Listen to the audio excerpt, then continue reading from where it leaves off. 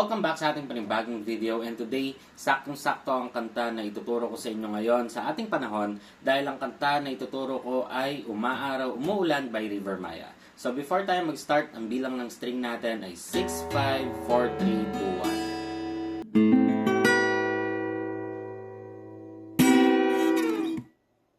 So sobrang dali lang ng kantang ito, no? Meron lang tayong 5 easy chords para na sa buong kanta. Iba-iba lang yung pagkakasunod pero ituturo ko naman. So umpisa na natin sa verse. Yung unang chords natin ay A.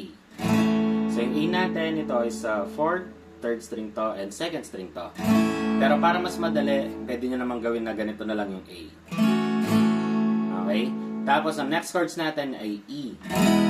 So yung E naman, ito is 5th, 4th string to, and 3rd string to. Next chords natin ay F sharp minor. So yung F sharp minor natin, itong ituturo natin dito sa 6th string hanggang 1st string. Tapos ito ay sa 5th, tapos ito ay sa 4th string. Pero kung nahirapan kayo, pwede nyong ilipat itong ituturo nyo dito sa 3rd string hanggang 1st string. Okay? Ang next chords natin para sa verse ay D. So yung D naman, ito ay sa 3rd, 2nd string to, and 1st string to. Tapos, itong 4 na chords natin para sa verse, uulitin natin ng 2 beses. Okay?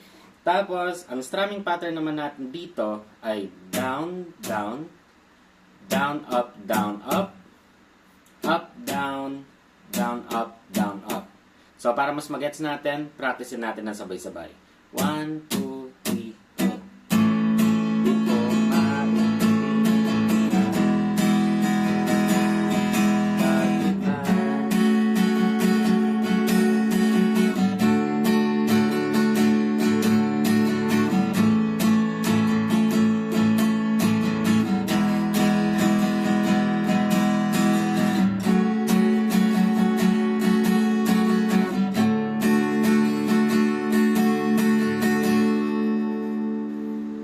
So, dito naman tayo sa pre-chorus. Ito na yung part na kaibigan.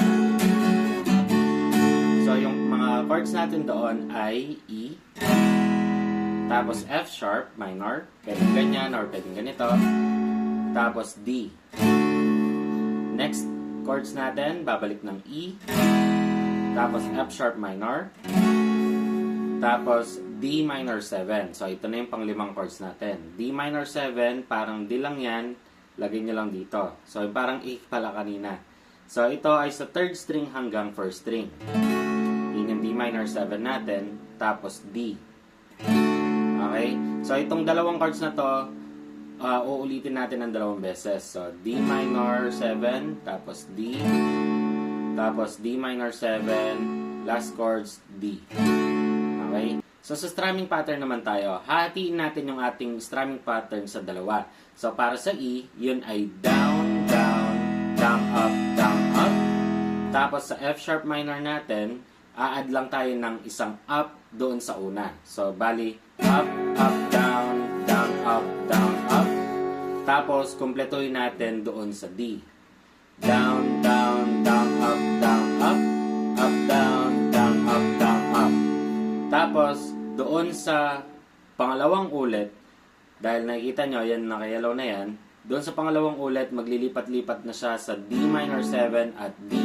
So, sa D natin, hahatiin ulit natin yung ating strumming pattern sa 2. So, sa D minor 7, down, down, down, up, down, up. Tapos, D, up, down, down, up, down, up. Tapos, sa D minor 7 ulit, down, down, down, up, down, up. Tapos, last chords sa D, up, down, down, up, down, up. Okay? So, para mas magets natin, practicein na natin ng sabay-sabay. 1, 2, 3, go.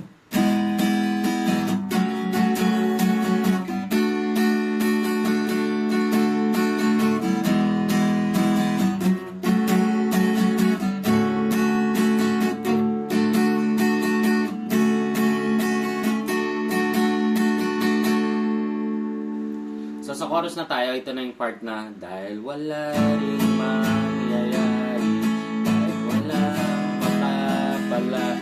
So, yung mga chords natin doon ay A, tapos E, F sharp minor, tapos D.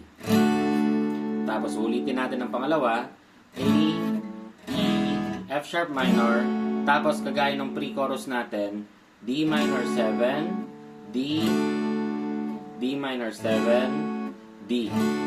Okay? Tapos yung pangalawang part ng ating chorus, ito na yung part na umaaraw, umuulan.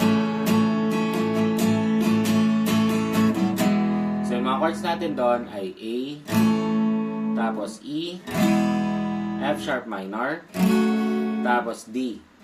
Uulitin natin itong apat na chords na to ng 2 beses. So sa strumming pattern naman natin dito, bubuin natin yung buong strumming pattern natin. Pero pag napunta kayo dito sa ating D minor 7 at D, hahatiin natin ng 2 beses yon. Okay? Tara, practicein natin na sabay-sabay yung chorus natin. Dahil wala rin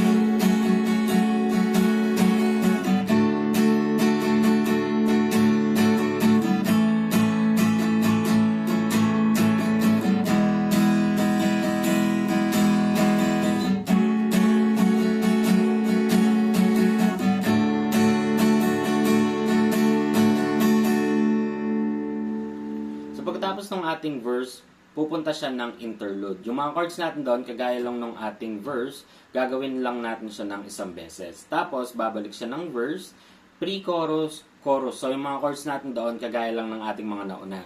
Tapos na yung ating kanta. So, diba, sobrang dali lang ng ating kanta ngayon.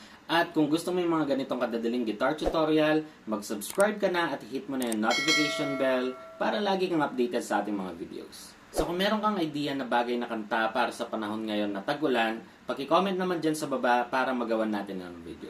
So hanggang dito na lang tong video ito. Maraming salamat sa panonood. At muli, ako si Max from Guitar Tips and peace out.